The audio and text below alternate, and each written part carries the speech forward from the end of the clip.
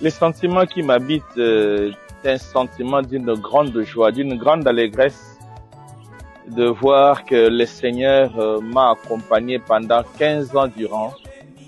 C'est une grande joie qui habite mon cœur, une joie inexprimable.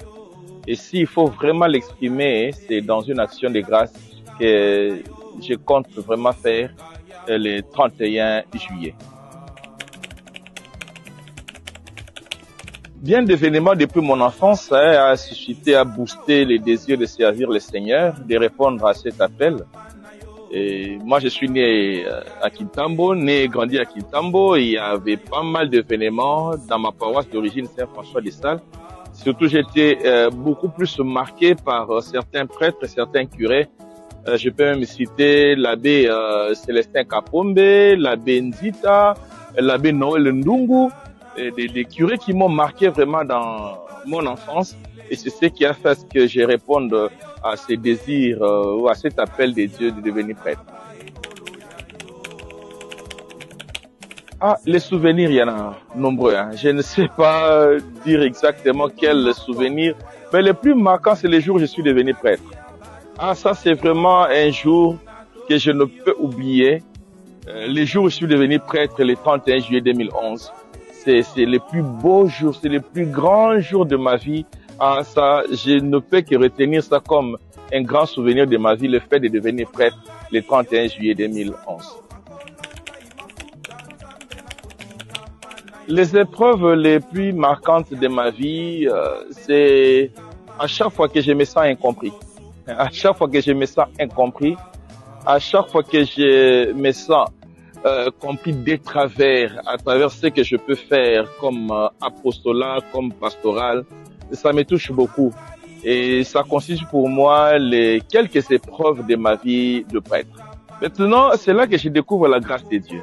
Parfois, lorsque je me sens incompris, compris autrement dans ce que je fais, et ça pas vraiment décourage comme tel, mais ça constitue une épreuve. Mais le beau, c'est que malgré ces épreuves-là, j'avance. C'est ce qui me motive, j'avance, je continue à travailler parce que mon regard est fixé sur celui qui m'a appelé. Sur Saint-Cyprien, Buisson Ardent, je porte un regard d'un petit paradis terrestre. Je vise vraiment, j'ai une vision de faire de cette paroisse, de cette communauté paroissiale Saint-Cyprien, un paradis terrestre. C'est-à-dire là où il y a vraiment des saints et des saintes vivants et vivantes. Et c'est ce que je rêve, c'est mon rêve de tous les jours depuis que j'ai été envoyé par l'évêque à être pasteur propre de cette paroisse. Je rêve une très meilleure communauté, une très bonne communauté où il fait beau vivre, où les vivre ensemble est vraiment pratiqué. Voilà un peu ce que je rêve de la paroisse Saint-Cyprien. Ah, prêtre et avocat.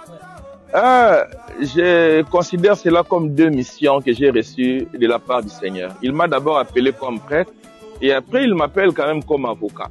Il est vrai que ce n'est pas facile, être en paroisse à temps plein et être au barreau, dans les audiences, cela n'est pas facile. Mais je crois à la grâce de Dieu. Comme il donne toujours des visions accompagnées de provisions, j'espère qu'il me donnera toujours les atouts possibles pour répondre positivement, effectivement à mon ministère comme prêtre et répondre aussi positivement et effectivement comme étant avocat et défenseur du peuple. Je demanderai aux fidèles de Saint-Cyprien de beaucoup prier, de continuer à prier pour moi, afin que je sois vraiment un prêtre selon le cœur de Dieu qui est là au milieu de ce peuple. Continuez à prier, à m'encourager.